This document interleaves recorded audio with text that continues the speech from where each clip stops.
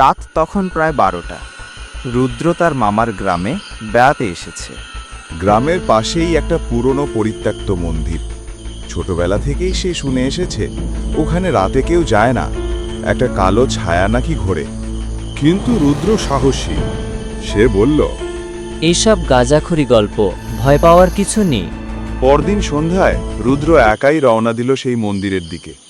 চারপাশে নিস্তব্ধতা, আকাশে মেঘ জমে আছে। মন্দির চত্বরে পা রাখতেই হঠাৎ ঠান্ডা হাওয়া, বাতাসে ভেসে এলো ধূপের গন্ধ, কিন্তু আশেপাশে কেউ নেই। রুদ্র ধীরে ধীরে ভেতরে ঢুকল, যেন অনেক বছর ধরে কেউ ওখানে যায়নি। হঠাৎ পিছনে শব্দ, সে ঘুরে দেখল কেউ নেই। তখনই মন্দিরের এক কোণে একটা কালো ছায়া ধীরে ধীরে এগিয়ে আসছে।